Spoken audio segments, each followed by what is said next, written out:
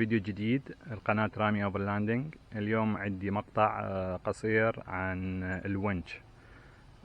حاليا أنا رابطه بهالطريقة هاي يسموها بورتبل، يعني متنقل، ومسوي له وايرات بحيث أقدر أربطه على باتري متنقل همينه. فراح أشيله وراح أنصبه بالأمام. إذا ما بيه انتركولر، الانتركولر مال التوربو تشارج او سوبر تشارج يصير هنا، فتقدر تربط بليته. البليته راح تربط من جوا تربطها. هاي البليته لازم تكون عندك. اكو طبعا يبيعون بالسوق بليتات يعني يونيفرسال يسموها، هاي تربط على اي سيارة. انا اشتريت واحد ب$40 بس ما يرهم، يعني لازم تلحم وتقص وتحويرات هواية تسوي، يلا تقدر ترهمها على الاف 150. اما هذه البليتة هاي سعرها $200 من شركة راف كونتري، شركة معروفة كلش، وسعرها 200 مثل ما قلت. هي مرتبة يعني مصممة على الاف 150 بحث جاهزة، كل شي ما تحتاج تسوي. تجي وياها همينة شغلات اخرى راح نربطها كلها. هذه تجي وياها حتى ادوات يعني ما تحتاج هواية. البراغي كلها موجودة، وهاي يسموها الفيس بليت. هاي راح تصير هنا حتى تغطي لك هاي المنطقة. فأول شي لازم نسويه، لازم نفك هاي البليت البلاستيك. لازم نشيل هاي القطعة. هاي متركبة ببرغيين، واحد هنا واحد هناك. صار كالتالي. تشوفون هذا البرغي، هذا البرغي لازم تفتحه. تفتح هذا البرغي وتفتح هذا، وراها لازم تفتح الشاكلز. الشاكلز مركبة ببرغيين مثل ما تشوفون، هذا البرغي وهذا البرغي، واكو شاكل من الجهة الثانية همينه اللي هو هذا هم تفتحه. قسم راح يفكون هاي القطعة همينه، هاي القطعة البلاستيك هم يشيلوها كلها. وقسم لا، يزرفون زرفة هنا، زرفة هنا حتى شنو يقدرون يوصلون للبرغي اللي البعيد. راح اشوف هاني، احاول ما ازرف. راح ابدي بهذني البراغي افتحهن حتى افتح الشكل. استعملت لقمة رقم 16، هذه رقم 16. طبعا اذا تستعمل هذا البريكر بار كبير يعني ماكو جهد عضلي، شغلة كل سهلة، ما راح تتعب ايديك. وهاي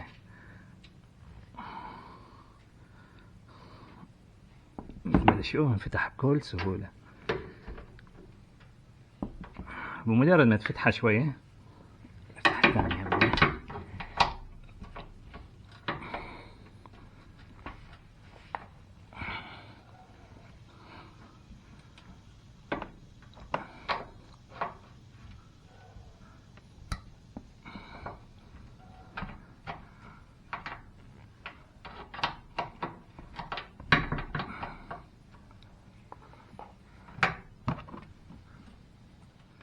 هسه راح استعمل هاي الرنش الكهربائية للسهولة حتى ما تعب نفسي.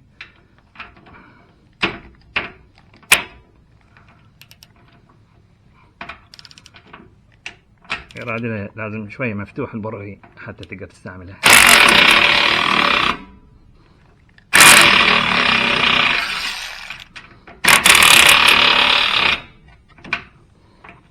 اعتقد ما مشحونة عندي.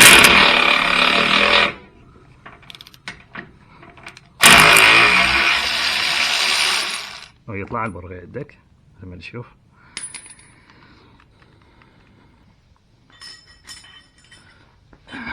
راح استعمل الاسبانة هاي، العملية راح تطول بس هو مفتوح اصلا.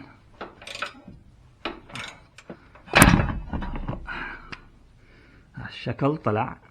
العملية الثانية راح تسويها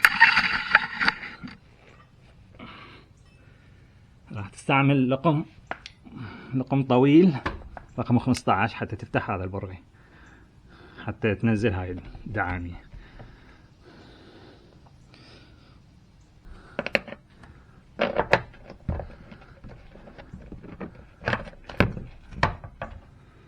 أنا أوريدي فاتحة.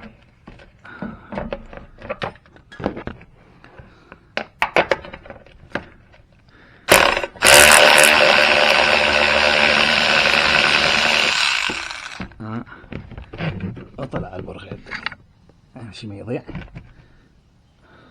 هذا النات، مو برغي، النات هذا 15. فهسه فتحنا هذا الشكل، راح اسوي نفس العملية للجهة الثانية نفسها بالضبط، يعني ما تختلف. هسه فتحنا هاي القطعة، فتحناها خلصنا منها. اشمرها على صفحة. نصيحة لما تفتح هذا البرغي اللي ورا هذا لازم هم تفتحه. هذا شكله شوية لأن اكو هنا اكو مثل البليتة، هنا اكو مثل البليتة لزمة، فحتى لا يتحرك حط البرغي شكله شوية وافتح هذا بعدين. بس فتحت البرغيين مثل ما تشوفون، وهاي البليتة اللي تحكي عليها هاي يصير جوا داخله، لازم نشكل هنا برغي حتى هاي لا تتحرك ولازم نثبتها.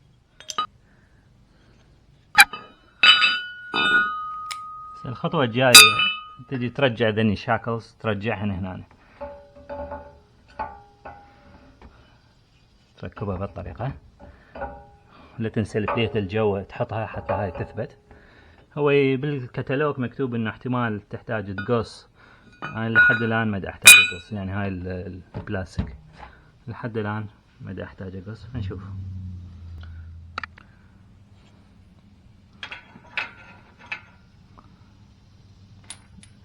تستعمل نفس البراغي، هاي البراغي اللي وياها مال هاي البليت، الفيس بليت، يعني مال هاي القطعة، فما راح تستعمل، ترجع على البراغي القديمة. اذا مولس عندك كلش يفضل انه تشتري واحد جديد، انا اعتقد يعني يمشيني.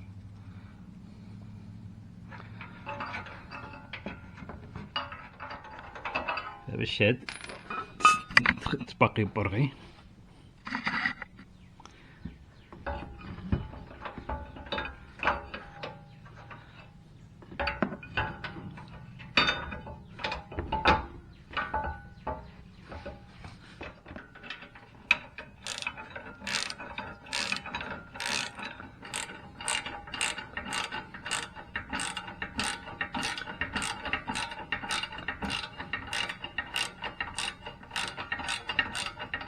ما راح اضبط كلش، حسوي الجهة الثانية همينة وبعدين ابدي اضبط. هذني لحد الان ما استعملتهن، ما اعرف ما شنو.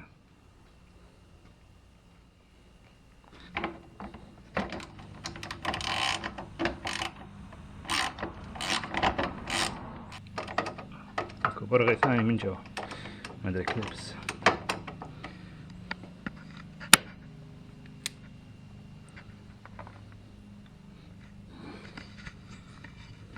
اكو هيجي ما اعرف شنو، هيجي دفعة من جوا ويطلع يبدا جوا هيجي. زين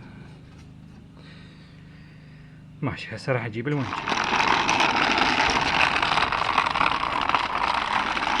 راح اجيب احد يساعدني حتى اشده فوق، وهذا البوكس لازم افتحه. هسه ساعدنا الونش، طبعا طريقة سهلة تسهل عليك يعني شغلك.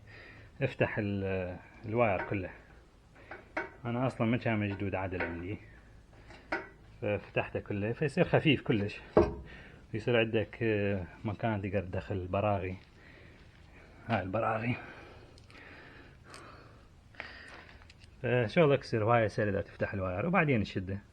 بدي اشكال، عندي مشكلة هنا بالبوكس كهربائي، يعني ما يوصل، ما اعرف وين اربطه. هنا بديت اركب البراغي، اضربها بالايد في البداية بس حتى تقعد على الفراغ مالتها. هسه هاي البليتة حسب الكتالوج تصير بهالشكل هذا. هاي راح تقعد هنا قياس 10 هذا.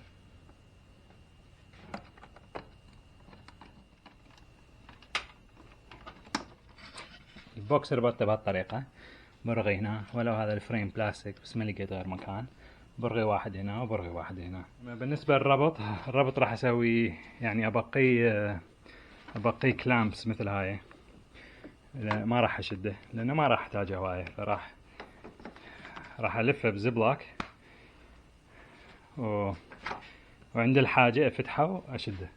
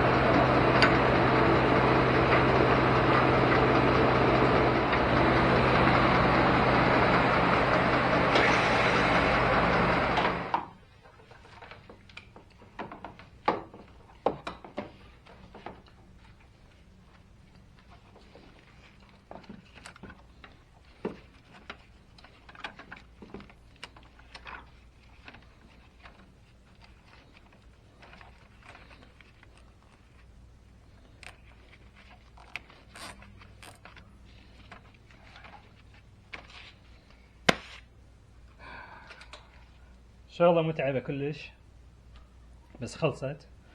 ودير بالكم من هذا الكيبل الحديد يصير كلش خطر، لازم تلبسون جفوف، ويفضل لو تحط هذا الكينيتيك كيبل يعني القماش يصير هواي احسن.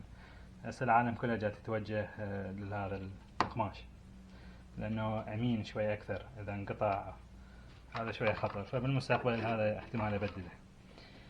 شغلة مو سهلة، تحتاج احد يساعدك. انا هم زين يعني ولدي ساعدوني شوية بالشيل وهواي شغلات.